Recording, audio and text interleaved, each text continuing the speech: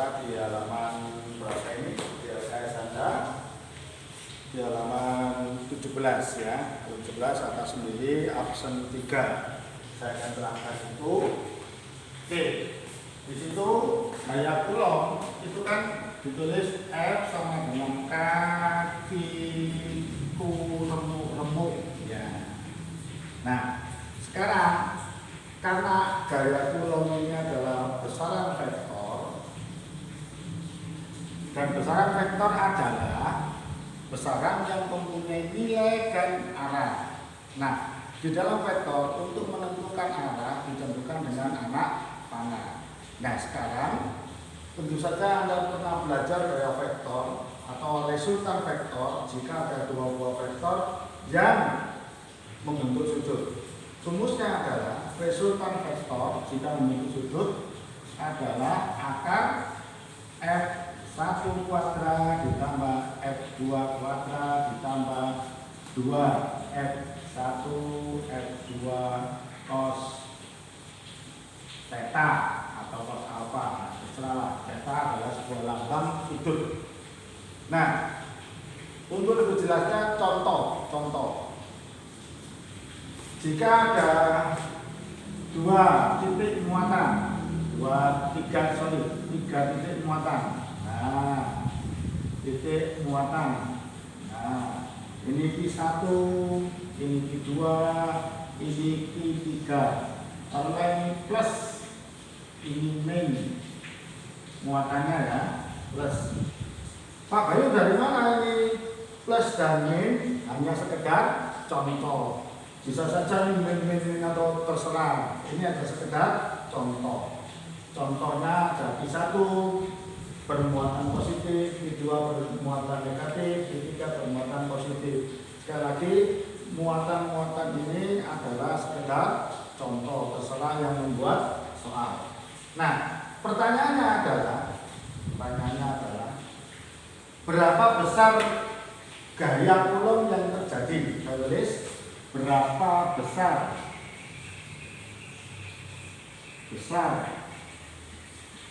gaya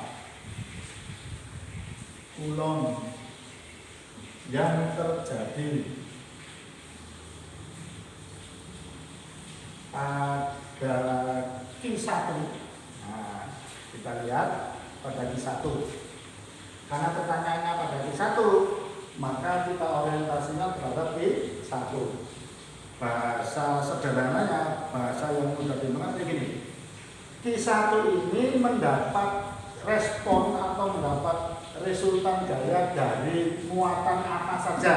Nah, dilihat dari si gambar bahwa Q1 ini dikelilingi oleh dua buah muatan, yaitu Q2 dan Q3. Maka Q1 ini akan mengalami gaya kulon sebanyak 2, yaitu Q1 dengan Q3, Q1 dengan Q2. Nah, tentu saja di awal pembelajaran Anda sudah melihat videonya bahwa jika dua buah muatan plus dan min itu akan tarik menarik, atau kalau yang plus ini atau senama atau berlawanan jenis dia akan tarik menarik, atau kalau seandainya ini min pokoknya sejenis, maka gaya kulonnya akan tarik menarik. Kalau gaya kulonnya tolak menolak jika dia sejenis. Ulang. Kalau tidak sejenis, dia akan tarik menarik.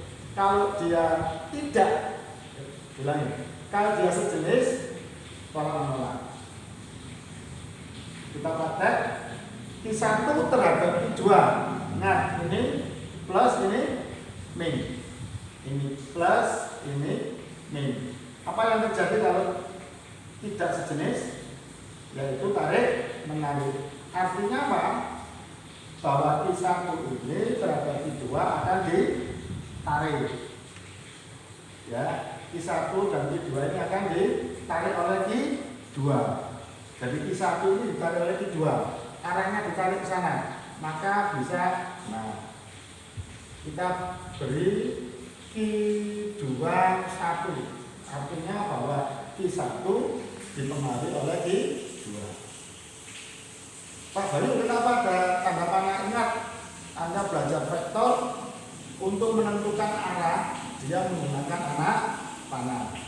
Nah, sekarang Q1 dengan Q3 diapa no? Diapa kan? Ditolak. Kenapa? Karena sejenis. Maka dia ditolak. Ya, ditolak. Nah, tolak produk ini apa ini ya? Oke, kita tulis Q1 positif, maka dia ditolak seret.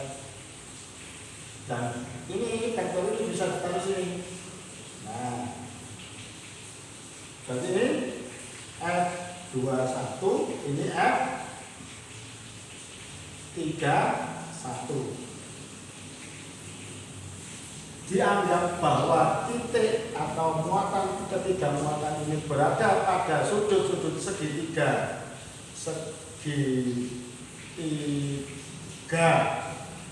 sama sisi, maka sudut ini berapa? Tentu saja teori matematikanya bahwa jumlah ketiga sudut segitiga adalah 180. Maka 180 karena sama sisi, maka sudutnya sama dibagi 3. Ini tetanya atau alfanya, maka ini teta. Nah, berapa? 60. Nah, tetanya berapa? Ini 60. Tetanya berapa? Sudut pelurus.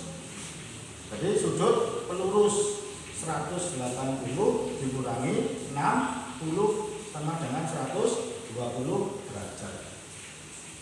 Maka dimasukkan rumus ini. Penjumlahan resultan kedua ini dimasukkan ini. Sehingga jadi apa? Ditulis F resultan sama dengan akar F21 kuadrat ditambah F31 kuadrat ditambah 2F21 dikali F31 cos 76 itu theta. Nah, Anda juga belajar kelas 11, kelas 10 bahwa di sudut itu ada dibagi menjadi kuadran 1, kuadran 2, kuadran 3, kuadran 4. Ini bersifat apa? All. Yang bersifat positif adalah all. Jadi sin, cos, tangen, all. Sin, dan di sini sin, ini tangen, ini cos. Nah, sekarang cos 120. Cos 120 sama dengan berapa? Min cos 60. Min cos 60 berapa? Min setengah.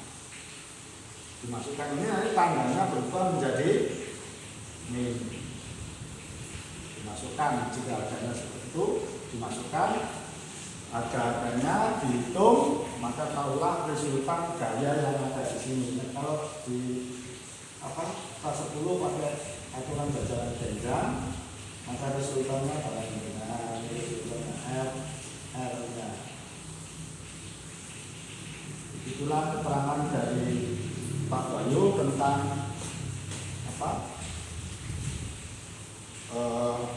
gaya Coulomb muatan-muatan yang tidak segaris atau membentuk sudut.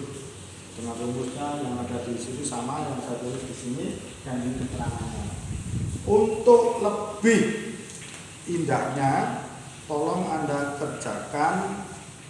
Jadi Pak Bayu hanya menerangkan sepotong-sepotong aja, ya. Kalian untuk muntah Anda, ya. Jadi tolong dikerjakan. Nanti lewat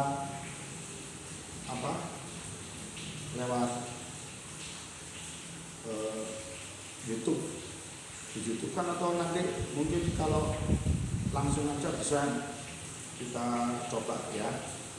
Oke, saya rasa cukup sekian keterangan saya atau penjelasan saya. Saya akhiri, wassalamualaikum warahmatullahi wabarakatuh.